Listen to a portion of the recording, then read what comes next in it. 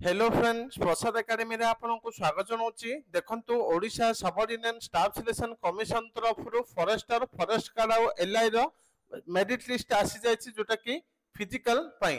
तो देखंतु एठी दिया जायछि the roll number of the candidate who are provisionally screen to appear the physical standard measurement and physical efficiency test is published at annexure 1। तो आपण मानक जो मेरिट ता आसीछि तो सेटा आपनकर परसेंटेज स्कोर को धरिकी बाहर करा जायछि।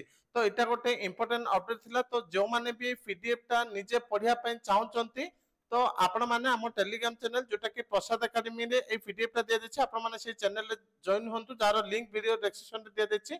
डिटेल आपनकर रोल नंबर अछि ना नाही चेक करि नेबे। तो मु पुणी थर आपण मानको कहि दोछि आपण मानको जो परसेंटेज स्कोर आसीथिला तो ताकू धरि कि एई मेरिट लिस्ट ता बाहर करा जायछि। तो एतिकी इंपोर्टेंट अपडेट थिला जोटा कि स्क्रीनिंग लिस्ट को नै कि थैंक यू।